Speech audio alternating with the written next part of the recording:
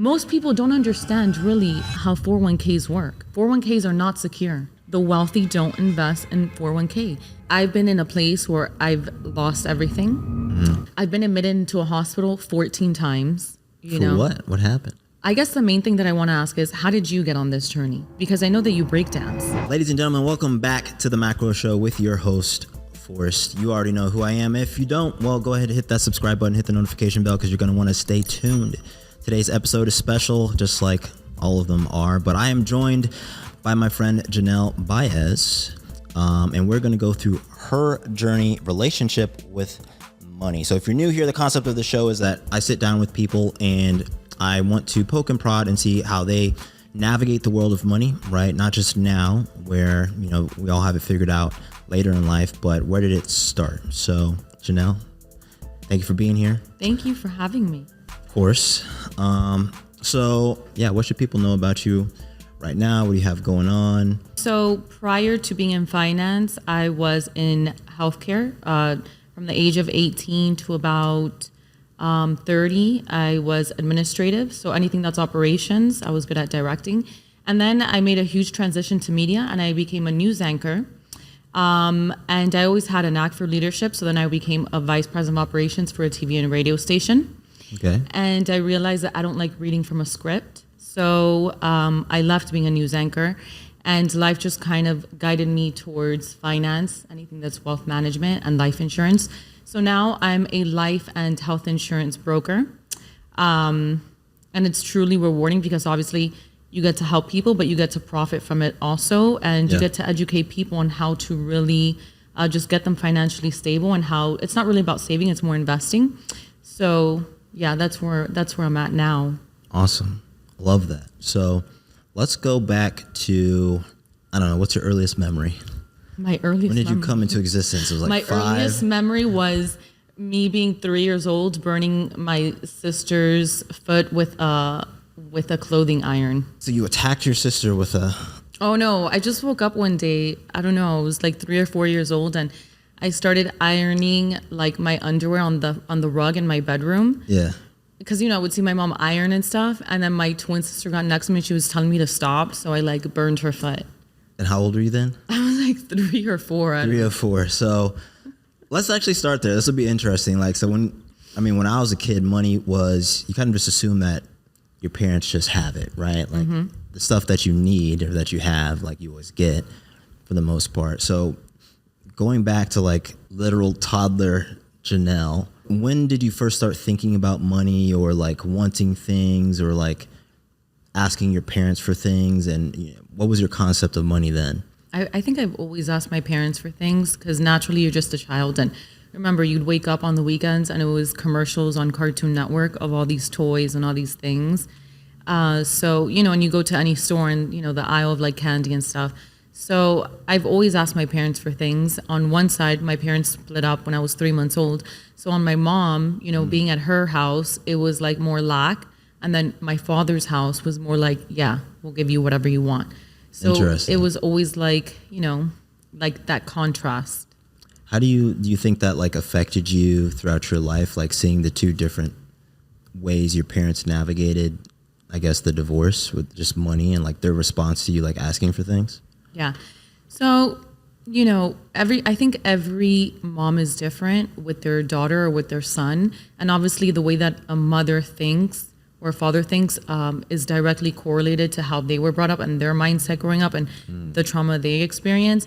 So if they didn't really address it appropriately and heal from it, they're going to pass that down to, you know, their child. With my mom, you know, I would see my dad once a month because that's the way the courts decided to have it set up. But for the most part, I lived majority of the time with my mom, and she had very lack mindset because she was a mother of three girls, single. So, you know, she struggled a lot. So whenever we would ask for something, everything was no. So it definitely did impact the three of us, you know, to think we can't have certain things, we can't live a certain way, you know, we shouldn't ask for this or ask for that. And you always have to work very, very, very hard, you know, to get the things that you want. Yeah. And then also because my mom worked very, very, very hard, and she still and we still didn't get the things that we want. So when you put those things in comparison, you're like, well, if you work very hard, why is it that we're not getting the things that we want? So it's not necessarily about working hard. It's about being in the right profession and, setting yourself up in a way that, again, like what we all talk about, you're not trading your time for money. So then with my father, it was like whenever we'd see him, it was like, yeah, go on trips, spoil us. And I think that's like He was a normal. For me, it was, so my parents got divorced later. I was, I think 14. It was like going into high school, whatever age that was. I think like 13 going on 14. And I remember neither of them were like killing it afterwards. So my mom had 3 of us. It was myself and my 2 younger sisters. So similar, but later in life. And then my dad was kind of just off chilling. So I have an older sister, but she is 5 years older and she lives with her mom. Okay. She's my half sister, right? So my dad was just basically living by himself, but I'd go to his like apartment and it was just like, just imagine like a bachelor. It was like empty, nothing there, But I definitely saw with my mom, which like you said, like it definitely formed my opinion of, I guess, women to a degree, because I saw my mom work so hard to take care of us, and she did. Now, I did not get along with my mom growing up, so I want to throw that out there to all you guys watching. Me too. It wasn't like, so I'm saying this in retrospect, but like even at the time, I still saw her work hard to try to make sure that we were successful. But I used to fight with her every day. I was an asshole child. I'm sorry, Mom. I was terrible. But interesting. So when do you think, so you saw that like growing up, let's go to you as like a teenager. Like what kind of friction did that cause for you, like with your mom, or was there friction in your life between like trying to like get things or like do things, living with your mom as the primary provider, and then your dad's kind of off just like having a good time? Well, I think the biggest difference, and this also goes back to it, sometimes it's not about how wealthy the person is, it's about how generous they are. What is their degree of selfishness? Because my father, it's not that he always had an abundance of things. He lived a very average, income and very middle class, but he was a lot more generous and a lot less selfish. I think that's normal though in men. Like they're usually, sacrifice like buying themselves things so like their wife or their daughters can have things. And as a teenager, my mom had us at 18. So, she really didn't get to experience her 20s, and you're supposed to be selfish in your 20s, like buy yourself clothes, makeup, perfume, whatever. So it's kind of like she had children, but she was still in her mind living that reality of like, I'm only 24 or I'm only 27. And, so she was more, giving to herself than her daughters. So it caused a lot of lack in our lives. And for the most part, because, that transferred onto us, we never established, a foundation for financial responsibility or financial literacy. We just saw that she always struggled, and we're like, my God, this is like pretty normal, and like this is how it is, and like we'll probably be like this also. Because you're a teenager. You're 13, you're 14, you're depending on your mom. Are you the oldest, or where are you? I'm a twin. You're a twin? Yeah. What? Why am I learning about this right now? Well, we're fraternal, but we don't look alike. But you're still a twin though. That's a crazy thing to just like have in your back pocket. I know. I don't talk about it much, but yeah. Do you guys get along, or what's? Yeah, we do. We just like, she's married and lives in Fort Lauderdale, so we don't, see each other really talk much. Yeah. But when we do see each other and talk, it's very civil.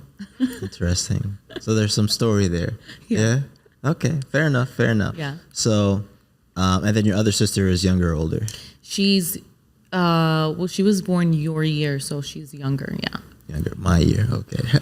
I remember you saying that. Okay.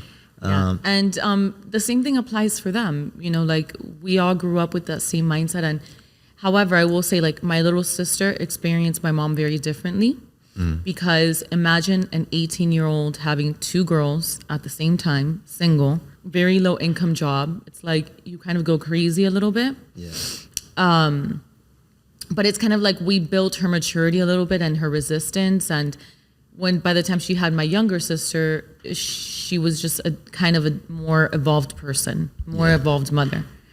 So sometimes, my little sister will say, well, I didn't experience that with mom. And it's like, well, Yeah, because, we kind of prepared her for you. Right. but- She'd already been through some of the Yeah, hoops yeah. with you all. So when did you think, like, at what point did you have in your mind that, okay, like you saw your mom and like our parents do their best, but when did you like make the switch? Because I bet you now, like you're obviously very entrepreneurial, right? So how did you get there? But let's not jump to today. Like what was the earliest where you were like, this isn't going to be my reality? When did you start like pursuing entrepreneurship, I suppose? So my first memory of like having my own business, I was 9 years old, and my mom was the administrator. She was the office manager, like the finance office manager for a nursing home.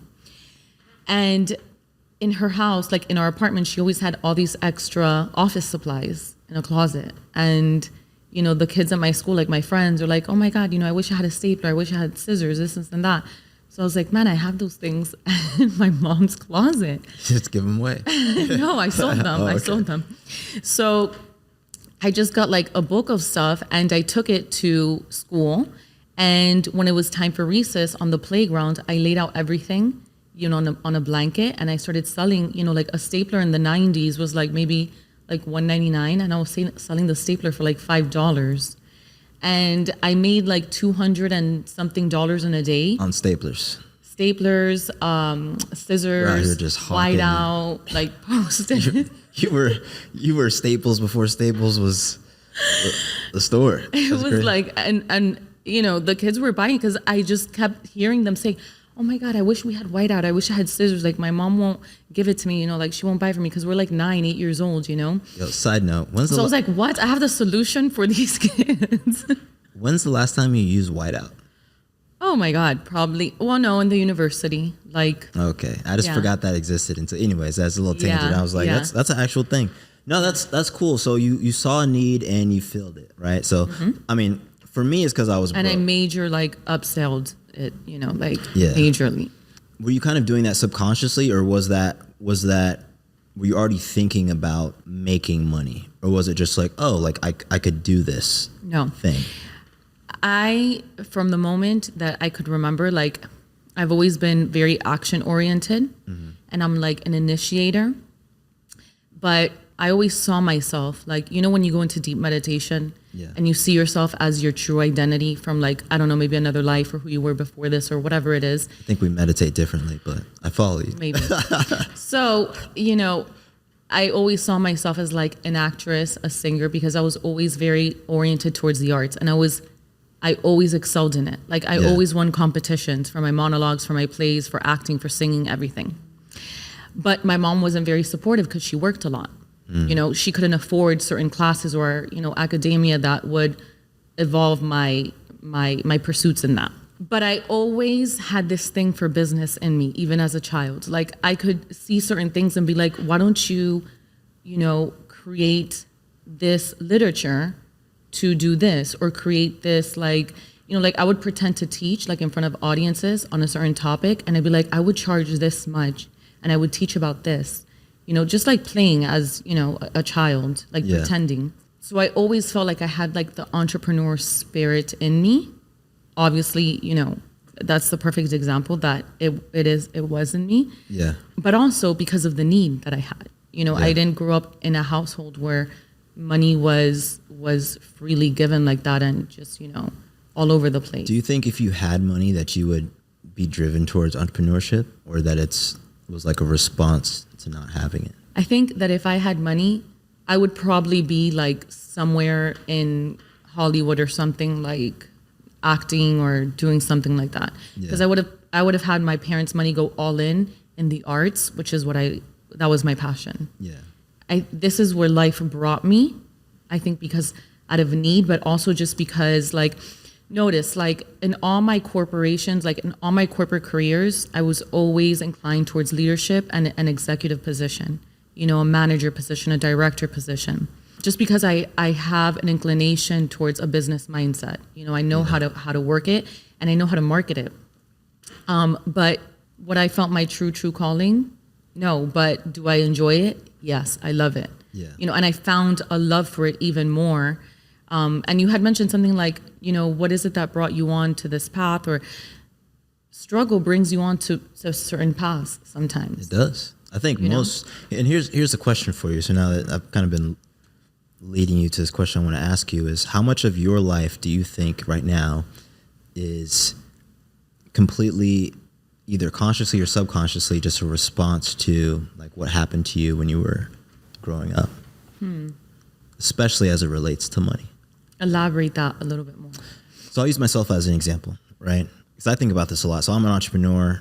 I like cars, like money. I've always wanted to have a lot of money. So I used to like aspire to be, I always wanted to create this company called Night Corp, right? Okay. My name's Forrest Knight, so I always want to make Night Corp. Now I have FKX, which is, Forrest Knight, and then there's the letter X. But as I got older, right, as you actually go and like work in the real world and you get beat up a little bit, you're kind of like, the shit kind of sucks, So you realize like there's money, I want it because I don't have it.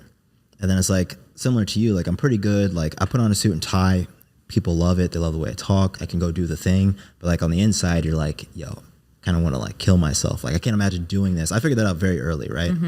I could be a partner at some firm right now, but I opted out very early because I'm a creative person, right? So then you start to ask yourself, okay, I love entrepreneurship, or at least I thought I did, but how much of this like pursuit of money was just because I was a broke kid, right? I was like, what would Forrest be doing?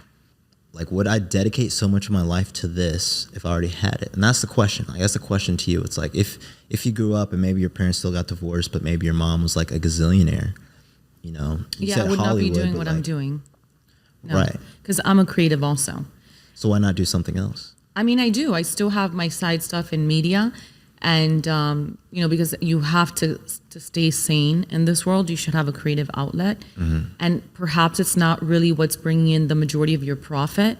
But, as we all know, if you're not highly dedicated to your creative pursuits, like you're not going to profit so much off of it. But you have to have capital for that.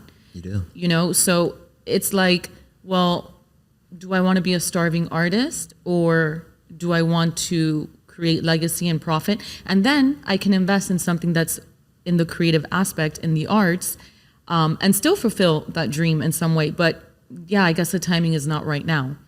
Like if I was a trust fund baby, yeah, I would which is what I educate on now. Yeah. It's like you want to heal communities, you want to heal generations. The moment your child is born, start investing in your child. Open up a policy for them. Yeah. And guess what? By the time they're 18, they're going to say, I want to be an astronaut, or no, I want to open up my own business. No, actually, what I want to do is I want to be an actress and I want to move. And they're going to have at least $350,000, $500,000, depending on, how aggressive your contribution is to be able to do that. Yeah. So sometimes I feel that, God utilizes us in certain ways to, based on what we experience, now we educate on that to kind of stop that trend, to heal other people that are on that same path and bring some enlightenment to, to humanity. Some of us, some people get stuck in the cycle, right? So they call it the poverty because cycle. They're not enlightened. They're still not learning. That's why. That, and I think, a big part of why I do this, and I'll just share this, right? I created this channel was to reach people, right? There is something I figured out, right? That there were key people in my life where it's like you have potential. Everybody has potential, right? But sometimes you can't see it. Only other people can see your potential because we're all limited by what we know. Even now, like I know a lot more now. I'm still limited by what I know. So sometimes all somebody needs is somebody being like, "Hey, you can do this," and then like boom, it's like a spark. So that's why I do what I do. But a lot of people. I 100% believe everybody has like self accountability. Like if you're in your mid 30s, this is why I always say like if you're a kid and times are tough, like I get it. Like there's a cycle that you have to break out of, and like everybody has to make that decision. And we should try to give back to people, but at the end of the day, like if you're an adult, at some point you just gotta like accept that you didn't make a change in your life, right? So it's a mixed bag. But it stems from fear also because so like when I moved from healthcare to media, that I was like, I'm gonna be a news anchor. Like I literally from one day to the other, that was my identity. And I hadn't even gone to school yet to be a news anchor, but I was like thinking, walking, talking, everything was a news anchor. Like I think I told you this in our last conversation. People would ask me, what do you do? And I'm like, I'm a news anchor. And I was not a news anchor at that time. Yeah. And then a year later, I was a news anchor, but I had already known the vision. Like, and I knew that that was like the new me. Yeah. So a lot of people, like when I left healthcare, they're in their 40s and they're like, I hate this job. I don't want to be here. Yeah. And I'm like, well, guess what? I'm quitting tomorrow. You can quit too if you want. And they're like, are you insane? What am I going to do? Handcuffs though. Yeah. What am I going to do? What am I? And I was like, I don't know. I asked myself that too. I'm like, do you think I have it figured out? The difference is I'm a risk taker, and you can be what too, but you have to switch your identity to that. And to make money, to be financially stable, usually those are the people that are willing to take risk, because entrepreneurs, it's all about taking risk. Even just not even, you don't even have to be an entrepreneur. Like, you know, the lady that I spoke to the day before I quit, she's like, I am so scared. I don't know how you have so much courage to do that. Like, my God, like you're so courageous. And I told her, well, what do you want to do? If you don't want to be here, like what, you know, if you don't mind me asking, what do you want to do? She's like, well, I would like to move to another state and I would like to work, you know, for another corporation, but I don't want to work for this hospital, but I've been here for 11 years. Yeah. And I was like, well, all you have to do is go home and pray or meditate, whatever you want to call it. Set your intention and tell, you know, your guides or source, whatever, that from here on out, this is what your identity is supposed to be, and this is what you want support in. And the trick is you cannot doubt anything at all, because now there's going to be things that are going to be showing up on your path. And if you have that mindset like you're doing now where you're second guessing things, you're not going to make it your reality. I think the key there too is like people ask like, how are you so brave? It's not bravery even. It's just like, I would rather do anything else, you know? And so I was not fortunate enough, but I've had the experience of having friends pass away very young. And you realize that like, do I want to go to this shitty job for 12 more years? And you can just look around at the peers who are 12 years ahead of you. Like, you know what your reality is. And that's that's what happened to me. I was working at Ever Jones, right? And people that I like, they're great guys. Yeah. They're working tech. And I'm like, okay, I'm 23. That guy's 37. I'm in this cubicle, he's in that one. And I'm like, what have you been doing? He's like, oh, I've been working here for 12 years. I'm like, It's crazy. I'm gonna kill myself. Like, you know, I'm just like, absolutely Insane. not. Yeah. So I think that's what it is. It's just like, and then also in terms of like using your experience, like I'm not afraid to be broke is the thing. So I have the fortune of growing up without money and surviving it. So like I could lose all of this and like, Same. like I don't care. Like it's just hard to, like, a lot of people are afraid of losing money, and I feel like that's what makes me a good trader, because I'm like, dude, I could literally lose every single dollar I have And make it back. Everyone could know, and like I wouldn't care, because they would just like, people would see me lose it, they'd see me make it back, and they'd be like scratching their head. It's like, yeah, dude, it's like some of us are just built like this, right? Now I'd rather not lose all my money. Of course, yeah. But back to you. And so Yeah. when did you? So taking what we just talked about, right? You still went to like the corporate route to a degree. So it sounds like you still kind of went down that path. Yeah. Were you? Like the rest of my family, you know, I'm the first one that's doing what I'm doing. Yeah. So, you know, it's like it creates conflict, because they're like, why can't you just have a stable job? You know, why you're choosing to struggle? You're choosing. Well, yeah, but that struggle is temporarily. It's just for now. You know, when you're starting off a business, it's not where you want it to be, but who starts off a business and within 2 months, it's already taken off? Exactly. No. After the first year, because you have to plant seeds. You have to create a book of business. You have to get educated. Yeah. You know, but would I rather do that by the time I'm like 40 something? No. You have to start that young, because by the time I'm 40 something, I'll already be a millionaire. Yeah. And something you said that was important, you're like, these people that are in corporations for 12 years, you know, not everybody has the same spirit. There are people that True. are so happy staying in the same place. Like, I have friends that I'm like, break out of that cycle. Like, I will walk you through it, you know, and you're going to have moments where it's going to get dark, but because I went through it and I'm kind of like an expert in it, I'm going to support you through it. And I know exactly what to say, how to make you feel, to make the process as harmonious and elegant and graceful as possible. No, Janelle, I'm actually very happy here. I swear to you, I'm like super happy here. I'm like, how? Like how? Yeah. And it's just they're made different. I think there's two types of people, because I do agree. I think some people are like, and there's nothing wrong with having a 9 to 5. What I don't like are the people who lie to me. I always tell people, you can lie to yourself, but don't lie to me. Yeah. Right? You can say, oh, I love it. And it's like, okay, all right. But don't also have the offhand comments where it's like, you're so obviously envious of what I'm doing. And it's like, I love my life too, but like this shit is hard. Like, Yeah, I work all the time. So it's like, that's why I say, like, look, I believe there are definitely a lot of people who are like totally fine doing a job, or they love their job. Like if you love being like a network engineer or a consultant or a receptionist or whatever it is, like do that, right? But there are a lot of people who are lying to themselves. Yes. But then when you call them on it, like when you have the conversation, they're like, it's like automatic defense mode. It's like, no, I'm fine. Not everybody wants to. And I'm just like, I'm responding to what you told me. Like you told me you didn't like this. I'm just trying, like, so it gets really weird. And those conversations honestly are exhausting. But some truly are complacent there. Yeah. Like they really, I don't want to say that they're happy. It's not that they're like, living their best life, but they're like, no, I'm comfortable. Like I don't see or feel the need to like go above and beyond how you do. And they really like contemplate on, they're like, no, I don't want to struggle like that. Yeah. To be an entrepreneur. To be an entrepreneur, there's a phase of struggle for everybody. Yeah. Like unless you're a trust fund baby, unless you have a huge, capital transfer, some kind of investor, and you're starting from nothing, there's a phase of struggle because you have to equip yourself and armor yourself with the right education.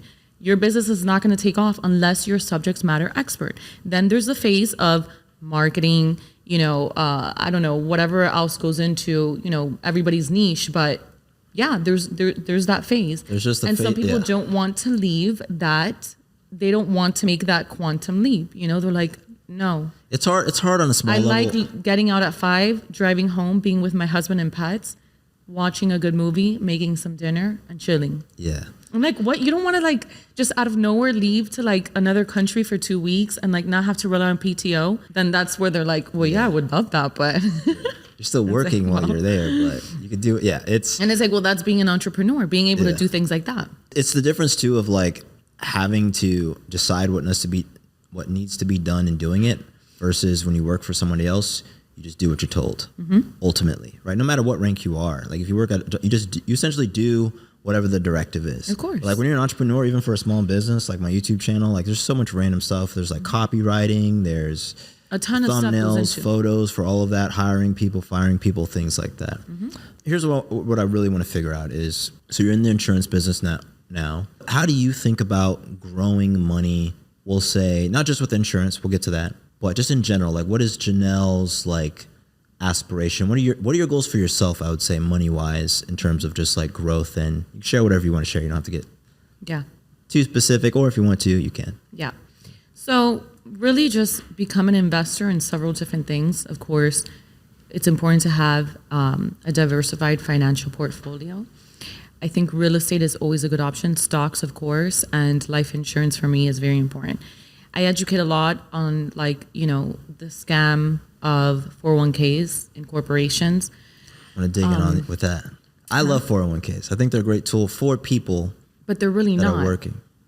They're not. All right, we'll get back to that. Yeah. But yeah. Your goals. Yeah. And you only know that once you really see numbers and the long-term numbers, compared that to life insurance. Yeah. So you only know the surface level of it. And that's why most people think it's great.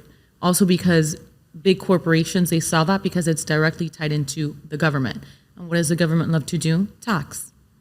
So life insurance is the only thing you cannot tax. 401ks you tax. When the market crashes, you lose a shit ton of money, depending how much you have in there. Same with Roth, IRAs, same thing. But for me, it's really that, being able to invest in other businesses, and then having my own real estate portfolio and having at least 4 different policies for different purposes. You can't just have, you can, but it's not optimal. It's not ideal to have just one policy. Every policy should work for something differently. One should be for banking, one should be for retirement, the other one should be for tax advantage. If you have 3 different policies, you're set, and yeah, you have another revenue of retirement or for business investing, and you're pretty much a millionaire. So let's break down how insurance policies are a good vehicle for growing money. Then we'll go to 401ks. Yeah. I have a lot of thoughts on I think 401ks are a great vehicle because you get an instant 100% return up to a match, right, for most plans. After that, debatable. But why should people use insurance to grow money, and how does it work? The number one reason why life insurance, specifically IULs, are an excellent tool, I would say probably the best tool out there, is because, which is the key differentiator between other investments, is that it's secure. Because of revenue code 7702, you can put money, let's say your contribution is $2,000 a month, right? 8 to 10% compound interest year after year. Okay.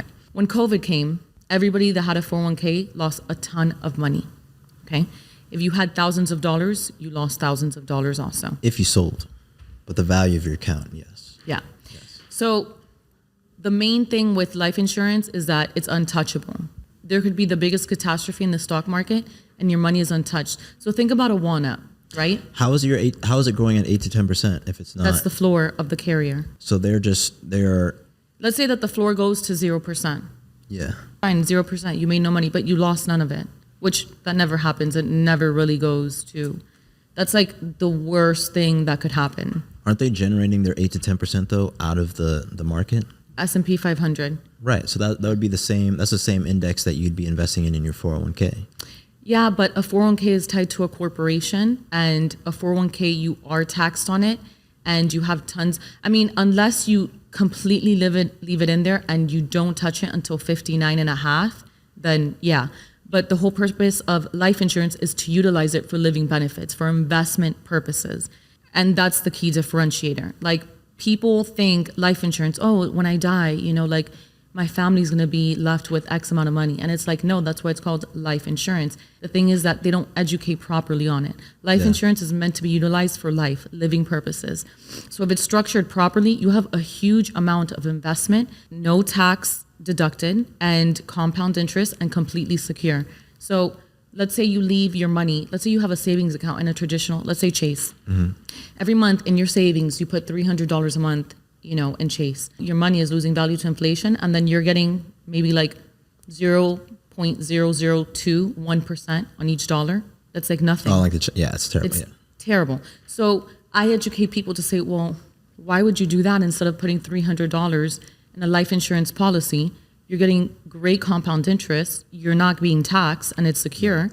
And on top of that, you get to utilize it after 30 days. So whatever you spend, let's say you have $2,000 in there and your business expenses are $500 every month. On those $500 that you spend, that money's still making more money for you. So you're never really losing $500. So how do I use it without losing it though? I don't have to realize. So say I have $10,000 in this policy after 5 months, $2,000 contributions, right?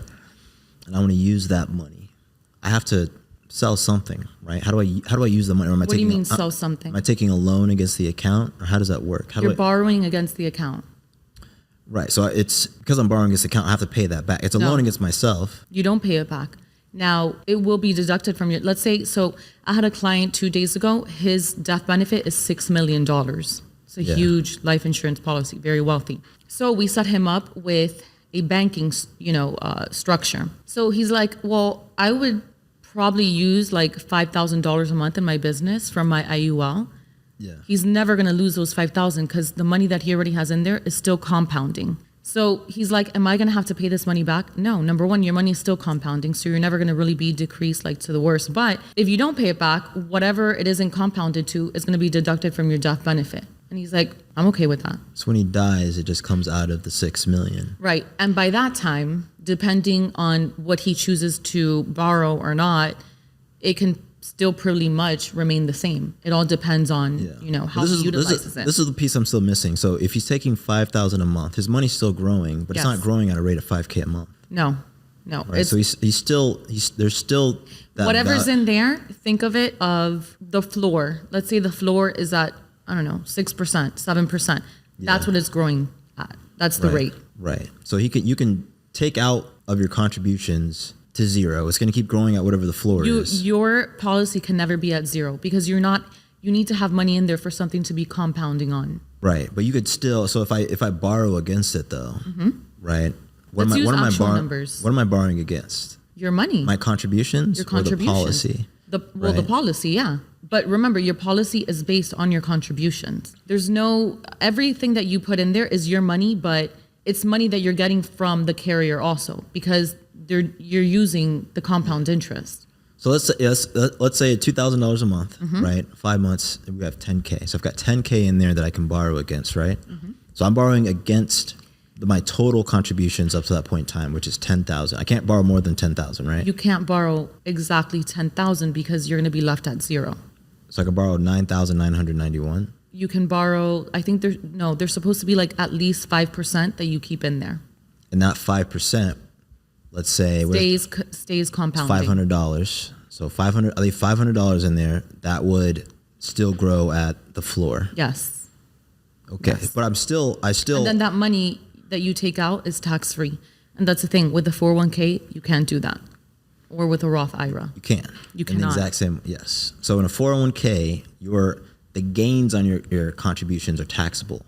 But in the same scenario, so if I put $10,000 into my 401k and I took out my 10K, I'm not taxed on that. I'd be taxed on, if it went up to like 11,000, I'd be taxed on the $1,000. So it's similar in that regard. Now the primary the difference is the after death.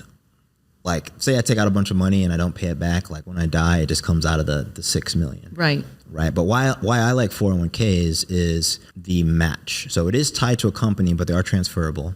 Right. So I still have a Boeing like 401k from when I worked at Boeing a long time ago. And it just like sits there. But say your company has like a 6% match. So it's 6% of whatever your salary is. So if I make $100,000 a year, 6% is $6,000. So they'll match up to $6,000. So if I put 6K in, I immediately make 6K. Yeah. So it's the reason why I like it is and when I borrowed against it, I got tax and, fees and of course and everything. Like I do capital transfers all the time for people that have 401ks. Yeah. And they transfer that, they do a capital transfer to an IUL and they all get taxed because they're doing an early withdrawal though. Right. It's an early withdrawal, but that's what you can do with an IUL. That's the difference between a 401k. You should be able to have your money should be liquid to you. And so like when I did an early withdrawal, I got I think my taxes were like $4,000 and then plus fees. This woman, she got taxed like $7,000 when she did her capital transfer. She's 34 years old and she's like, hey, guess what? I don't care that they're going to tax me $7,000 because guess what? The market's going to crash again and again and again and again. And those $7,000 are going to be equivalent to what I'm being taxed on. But I'm doing it early on, so I'm not going to get fucked because it's in an IUL. So I don't care that I'm being taxed $7,000 so early on. So I'm good. I would disagree with her assessment, right? Because I'm a long-term. So this show is all about long-term investing, right? Getting 8 to 10% on the market. And what I show is, regardless of the vehicle, whether it's an IUL, 401k, a regular brokerage account where there's no tax advantages at all, you're still through consistent investing. And I have this account where I invest $250 every week, right? I started it just to show people and I'll reset it once it gets to like 100K, right? But just to show that like, it doesn't matter. Like the point is like, you can optimize, which you should, whether it's an IOL or whatever it is, but it's more important to start. It's more important to invest, Of course. right? Because if I have $3 million that I'm getting taxed on, yeah, that sucks. But it's also cool that I have $3 million. You know what I mean? Of course. So my thing with, I think insurance policies are a good vehicle. I don't think that they are, you should look at them as necessarily comparable to a 401k on a dollar per dollar basis because there's very few places in the world where you can get an instant 100% return, right? So even if I only go to the match, like the max 401k contribution is $19,500, I think this year. So even if I only go to the match, which is like 6K, I turn my 6K into 12K and I don't do anything else. I do the rest of my money in insurance. I've doubled my money in one vehicle because they've allowed me to, and then I could be doing the rest of my contributions in like various life insurance products. You know what I mean? So it's like, you always want to check like where you're. So let me ask you this. Why do the wealthy invest in life insurance and not 401ks? And why do they educate on life insurance and not 401k? Well, these are different parties, right? So, but why do the richest people in the world invest Yeah, I see what you're saying, but the richest people in the world don't have 401ks. They don't work they're for not anybody. poor. The poor invest in 401ks because that's what they're educated on. In Not corporate organizations. just the poor. People Middle who class. like all the people we were talking about earlier who work at like jobs, they have 401ks. Because that's what they're taught. That's middle class. Right. But that's what I'm saying. Like me as a business owner, like I don't have my own 401k. So like I don't invest in like, that's what I'm saying. Like it's separate parties. Like if I have $100 million net worth, I'm not even looking or thinking about 401ks. I'm thinking about trusts and things in real estate. Right. But for somebody who works. The wealthiest people, Bill Gates, Elon Musk, Steve Jobs, the Rockefellers, they started their entire legacy on life insurance. When you go to a polo match, a tennis match, who sponsors these events where the wealthy are at? Life insurance agencies. Because. Why do you think that is? Well, when you die, you generate a ton of income, you pass that on. And not only that, it's tax advantage. The rich will do whatever they can to avoid taxes. Yeah. That is the main thing that they utilize for that. And charity. I agree with you on that point. I agree with you on that point. But in terms of generating for like your average person who's watching this show, right? Anybody can start a life insurance policy with $100 a month. And that's middle. That's like, I don't want to say middle America, but like even a little bit of someone with a good job. Yeah. Some people $100 a month is tight. But even what I always say is this, guys, it doesn't matter what you start with. It just matters that you start. It could be $20 a month, $5 a month. That's why I started this account, right? My account right now. Let's actually take a look. I think the market's up today. It's up to like $6,000 or something. Started from zero, right? And this is a non-tax advantage account, right? It's at $5,806. I always consider, who do I want to mimic in business? Who do I want to mimic in lifestyle? Okay. What do they invest in? What do they contribute to? None of them say 401k. Not one. But they don't. They all say life insurance. They don't have 401ks. Now, is life insurance the only thing? No, they're like, no, I have real estate stocks, and real estate. Art. But what do I use for something secure and tax advantage?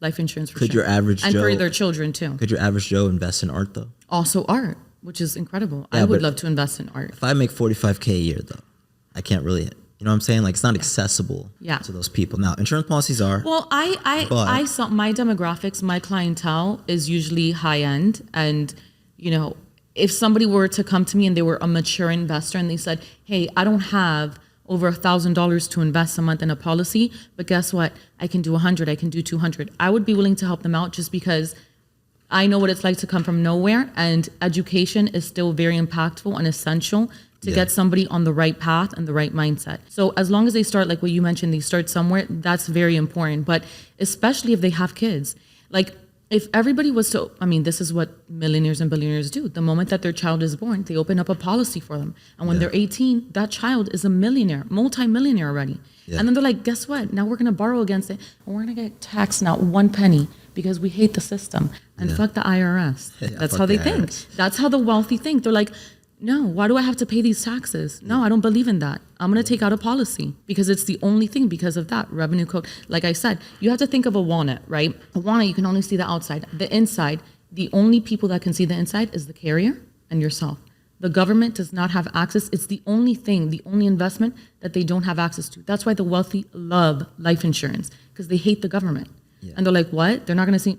Exactly. We're going to invest in that. A little bit here, a little bit there, a little bit, maybe a lot there, a lot here, whatever, but it's something. I think they're great vehicles. Well, I savor the nuance, right? That's my thing. So my thing is, at least with this, is definitely, if you're somebody who's getting started, I would say you need to look at all avenues.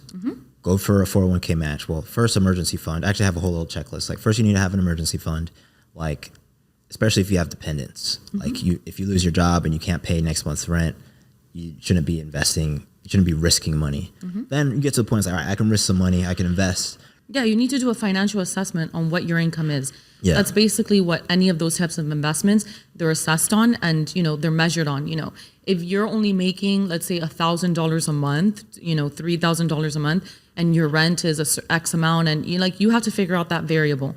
But for somebody that is, like I said, the keyword is mature investor, and they know the long-term value of it, they're setting themselves up, you know, in a very, very majestic way.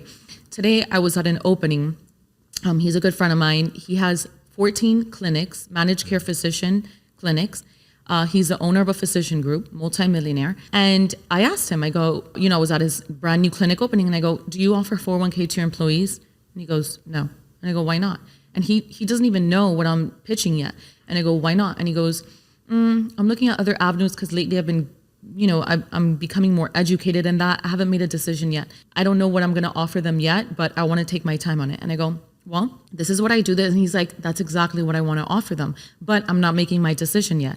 And I go, well, I'm going to send you some videos and I'm going to send you some education as to what the key differentiators are, but you're going to see a difference. And he goes, Janelle, you know why I don't want to offer 401ks? And I go, why? And he goes, my ARNP, my top ARNP, she was with Gano Health for 13 years. She had a 401k with them. They're going bankrupt. Her 401k is nothing. It's nothing right now. 401ks are not secure. Your 401k shouldn't disappear just because your business disappears, unless all of her 401k was in shares of that company. Yeah. Well, she was also like she was like a key employee. So yeah, there's a missing piece of data because a 401k is just like an account type. It doesn't actually dictate what's in it. Right. Some do. Some actually hamstring you and like say you work at some shitty company and you're like, all right, our 401k only lets you invest in these shitty things. It's like, all right, well, don't touch it. A lot of 401ks, like I could buy shares at Tesla. I could buy, like you can buy whatever you want in the 401k. Yeah. So that, I would be curious what the missing piece of information is. I don't know the guy, but I would say this as a business owner, offering a 401k does cost you money. Like setting up these benefit programs costs you money of course. They're expensive. But during COVID, my mom and my dad and my stepmom, they lost thousands and thousands of dollars in their 401k because the market crashed. Yeah, that's how it works though. You know what? Yes, but not with life insurance. This is what I'm trying to get you to understand. Life insurance, you don't lose a penny when the market crashes. Nothing. Your growth rate just goes to what, 0? 0. But you lose nothing. This is why, again, the wealthy don't invest in 401k. That's a very corporate, middle class America mindset. Like that's the financial strategy for them. Why? Because the government loves to tax the shit out of people. Yeah. And they're like, hell yeah, they don't even know how this works. Most people don't understand really how 401ks work. Yeah. They're just like, oh, they match the contribution. And it's like, yeah, but you don't know how they tax you. You don't know the loss that you're going to take when the market crashes. Yeah. And the government's like, yes, we're going to get rich of all these people that think that their retirement planning, they're going to have millions of dollars or X amount. And it's like, no, you're going to have like 1/3 of that, or who knows, like whatever it is that they have, It's going to be whatever your ordinary income tax rate is. Do I think that it's okay to have a 401k if you're working at a corporate organization and they're matching your contribution? Yeah. But should that be what you're relying on for retirement or for banking purposes? Hell to the no. At all. But that's where I think it's different people, right? If you're talking about high net worth people who are entrepreneurs, one, they don't have a 401k because a 401k is not even high net worth people. Not even a nurse. That's middle America. That's middle class.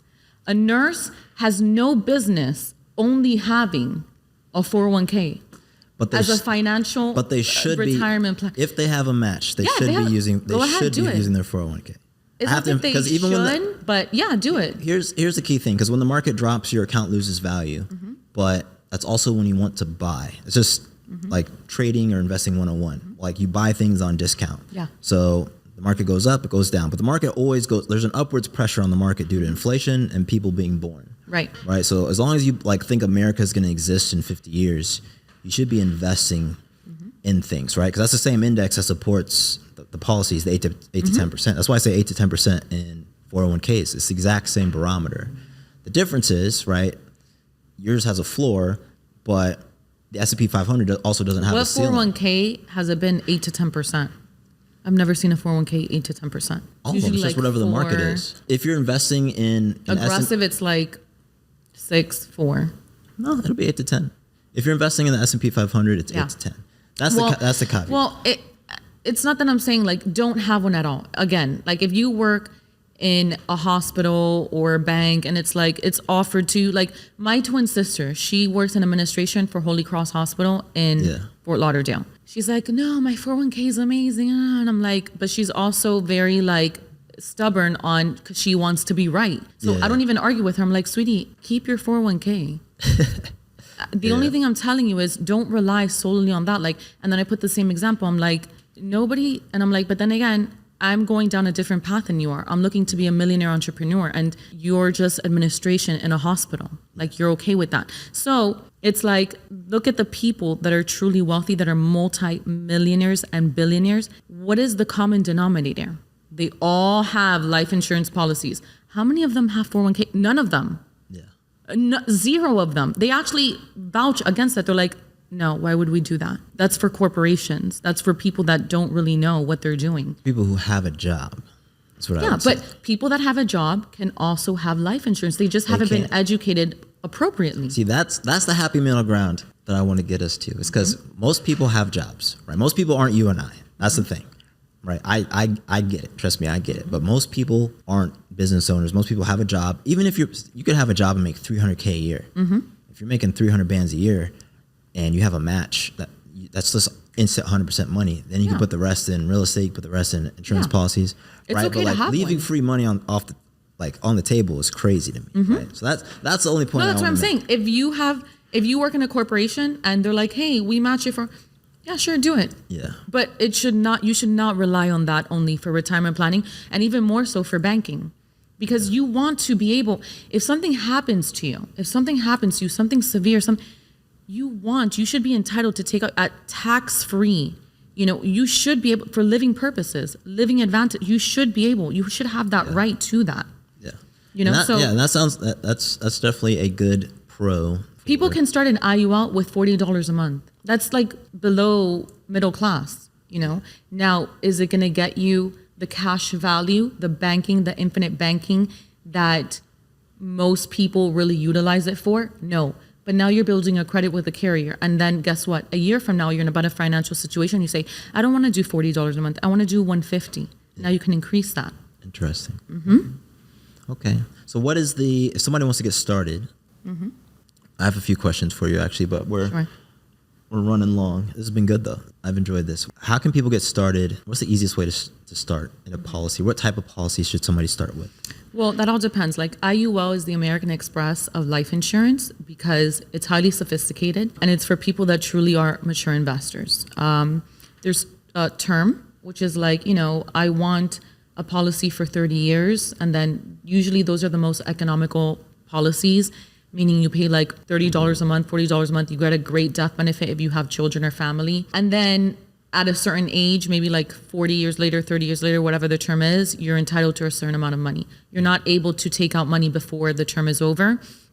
However, this is the thing about term life policies, which is so important to educate people on because they always buy this because it's the cheapest route. If you outlive your policy, the carrier keeps your money. So this is how they get rich. Like, I went to North Carolina with my best friend and her father is like, I have a term policy and when I'm 80, my policy ends and and I'm like, how old are you now? He's like, oh, I'm 74. I'm like, well, so you're gonna die you're in like years? Great condition. Like, and then he's like, well, yeah, obviously I think I'm going to live past 80. Like the guy like does everything around the house, like cuts the grass, does everything. I'm like, it's so sad because it's not that it's a bad option. It's an economical option, but most people outlive their policies. So all that money that they've invested, now the premium is going to be like 6 times higher when you want to renew the policy. And this is how carriers get super, super freaking wealthy because the majority of people have term policies. Why? It's cheap. And the agent sells you. Insurance companies want to be. The agent sells you on it. Hey, this is life insurance and you're going to get this much amount of money if, when your policy's over. And it's like, well, when does the term end? No, 80 years old. So if I outlive the policy, yeah, but that's if you outlive it. And most people outlive 80 years old. Yeah. But then they don't disclose with them, well, now the premium's going to go. It's going to be six times. And and I'm not exaggerating. It's 5 to 6 times higher premium. Well, so at that age, you're 80. Can you afford $1,700 a month to keep your policy going? No. No, absolutely not. Yeah, That's I why. imagine I think the average age for males in America is 74, but the average age for males who buy life insurance is probably 85. Of course. And that's where they get you. Of course. It's like, that's why I'm like, be careful, who you buy a policy from, because term is what is most sold, because that's what most people are open to. Because why? It's cheap. Yeah. It's what they can afford. But this is why I like, a different type of clientele, a different market. So to start, first of all, you need a good agent. This is where you would contact me, and I would do an assessment. This is based on your age and your health. If you have any kind of diseases or if you take certain medications, those can be contributing factors if you would be eligible or not. And basically that's it. It's not dependent on credit, or, they don't ask for your financial records or anything. You just basically give a representation, a warranty that what you're stating is, true to the best of your ability and your knowledge. And then from there, we do an application. I ask you certain health questions. And then your residence, like where do you live? And, if you're married, if you have children, if you have any dependents, I submit the application. And once you're approved, then it would be, your social security is tied to it, and your checking and routing account, because it's not with the debit card, it's with a direct bank account. Carriers for life insurance, they never do debit cards just because those are always lost or stolen, so it's always a huge deal. Like imagine, no, my card was lost or there was fraud in it, and always have to be calling, I have to change my card and the premium didn't go through because my card was lost or was stolen or whatever. So it's always directly to a bank account. Once you're approved, and usually the first payment, as long as it's made within 30 days of being, granted, the policy, then that's when your premium would start and you're good to go. Cool. Yeah. Love that. So completely different question. Sure. Because I love asking people this question. What are you most afraid of? That's a good question. I know. I'm most afraid of. I have to think about that because I've been through so much in life that it's hard for me to be scared of things, but probably like be in a jungle all alone. Being in a jungle all alone? Yeah, at night. All right. So we just magically, I snap my fingers, we're in the jungle at night, and you're like, that's peak fear. That's really freak me out. Yeah. For perspective, like everybody should fear that shit. Of course. The jungle is full of like lions and other. No, because there's people that have certain survival skills. I don't have skills like that. I wouldn't know what to do with like a You don't know what to do in a jungle? I mean, thank God I went. It's like jungle survival. There's some at guys 12. that are like, oh, I would grab whatever's next to me, and I guarantee you, no one you know would survive in an actual jungle. Like a jungle. I could survive in the woods. Yeah. Right. I think I can survive in the woods. But like in the jungle, nah, you're dead. There's you're like dead. poisonous Dead. Yeah, that's crazy. Snakes, everything, yeah. I think that's my biggest fear. What's your biggest like non-jungle getting killed at night fear in like life? Or maybe that's your biggest fear. I don't know, because I've been in a place where I've lost everything. Mm-hmm. I've had to detach from family members that were like the closest to me, that I relied on for the most emotional support or, just closeness. I've lost friends. And before, those were things that were like, I would think about, and I'm like, I would never want to lose any of the people that I love most. Yeah. But then when that happens, it's like, this is the lowest. So what can you really be scared? Like, I've been alone. I've lost everything, I've been admitted into a hospital 14 times. For what? What happened? Oh my God, I've had so many things happen to me. I almost died in a car accident. Like a drunk driver hit me the night that the Miami Heat won the championship, and I ended up in the trauma. Like I almost died. I've had other health complications. Like so many things have happened. So at this point, I'm like, what am I really scared of? I would say being in a jungle all alone at night. That's pretty much it. Got it. Okay. Yeah. And also probably like being put in like in a prison, like confined, or like, in a psych ward, like confined. Like, I don't know why being confined, like it really. I also don't like the idea of that. Anxiety. Doesn't sound exciting to me. Also. So probably that too. Interesting. Is there anything you want to ask me? I guess the main thing that I want to ask is, how did you get on this journey? Because I know that you breakdance. That's just like a thread in my life. Okay. But what did you do before this? The short version of my story, so worked in tech right after college, software engineer. So I'm a tech guy, worked software engineer, Did that, went into software engineer consulting, right? So I was, instead of building software for the company I worked at, I would build like software for Bank of America or all these other big companies, right? Wow. Then a friend of mine was like, hey, you should do software sales. At the time, it's just funny, like I hated salespeople. I still have a thing about people who sell stuff, even though I sell stuff now. Because of... Yeah, but it's not selling, it's more you educate people and then they decide the sale. That's part of it, yeah. But it's finding people who need what you can provide them. But I'm really good at sales. My dad's a salesman. I grew up around it. So part of that is just like my relationship with my dad, which is why I didn't like salespeople. But like, I'm really good at this shit. Like, well, everybody sales. Like everybody has to sell something, even sell yourself. Everybody. Yeah, I mean, some people can sell. Yeah. Like I can sell. Yeah. You know what I'm saying? But found out I'm good at that. I love sales. I love the asymmetric return on time, right? So it's like in my business, enterprise sales, you're whale hunting. So a few deals a year, but they're like multi-million-dollar deals. Get a commission. You know, I was making like 6-figure commissions. I was sold. I was like, I just made my last year's salary in Q1. Like I'm chilling, right? Did that and then went to the startup world. But the entire time, right, my first job, I was working at Edward Jones, which is a retail brokerage. Plus, when I was a kid, I've always been interested in real estate. So really it started with me wanting to own real estate as a kid. Right. I remember I have this memory walking down, I think I said this in the last episode too, but I'll say it again. It's a fun story. I was walking down the main street in this town called Belleville, and there's this theater I like going to, and it's like a really interesting theater. I love architecture, and I was like, somebody owns this, like just somewhere. The motherfucker owns this building. I want to be that motherfucker. Sorry for cursing and blurp that out. Yeah. But I was like, I want to be him.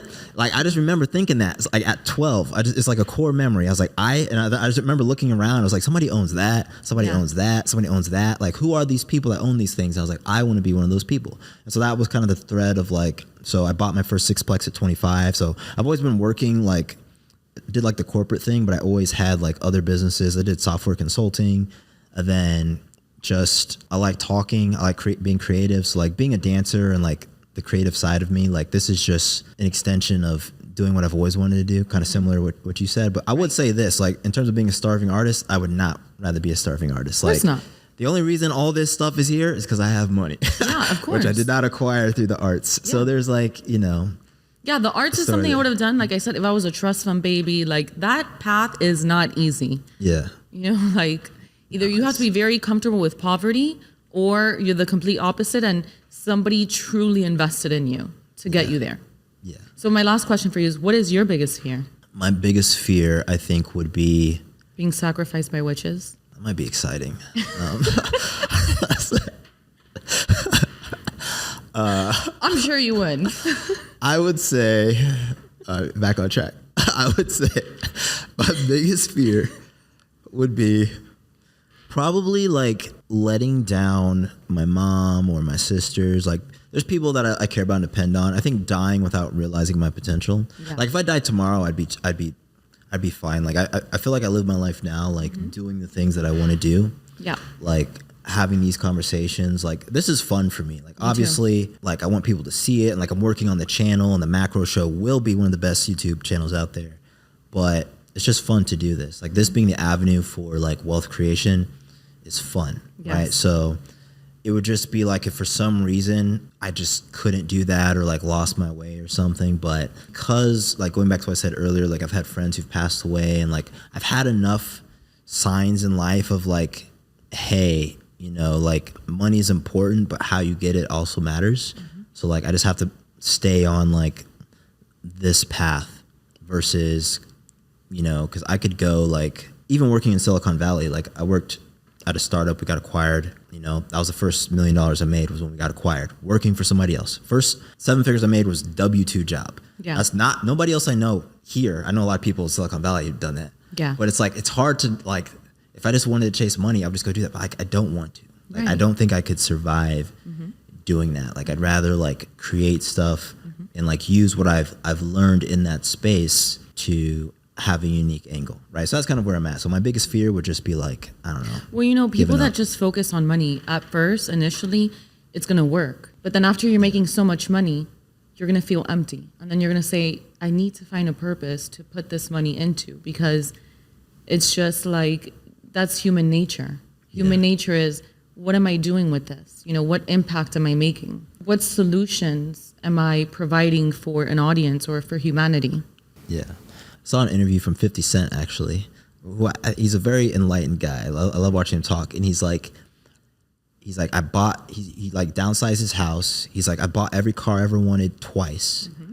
And like, as a car guy, that really hit me. It's such a small thing, but you think about like, here's a guy who literally could have everything he wanted and who's bored from it. And he's explaining it. So it's like, at some point you have to stop yourself in your tracks and like, do I really want to chase trying to buy like the next Lambo or whatever? And this guy who's bought it twice is just telling me it doesn't matter. Mm-hmm. Like he's already on the other side and he's saying like, none of this shit matters. Mm-hmm. So to me, that's just like a big flashing light. But then 50 Cent is still doing stuff. Like he does creative stuff. Well, because so he's a creative person, but he's also a businessman. Right. You know? So it's like that's his identity. Loving the work is important, I guess. Yes. It's everything. Well, thank you for joining me on this show. Let's go ahead and shout out your socials. What's your Instagram? It's just official Janel Baez. We'll put it on the link. And then if somebody wants to learn about insurance, whether it's DM you or... DM me. That's fine. You can DM me. And I have in my bio a link that they can click on, my Calendly. So you can set up a consultation with me. I usually have consultations from Monday to Friday. Awesome. Yeah. Perfect. Well, thank you for listening to the entire thing. If for some reason you skipped ahead, go back, watch it, subscribe, hit the notification bell. Again, check out the other content. If you're a new investor and you're looking for a home, you can definitely hit me up in my DMs. I have a Discord, which is trading related. We're in there every single day. You can ask me questions there. And yeah, see you in the next video. Bye, guys. You're never gonna look back, 'cause damn, I was built to last. You move slow and I move fast, and that's fact.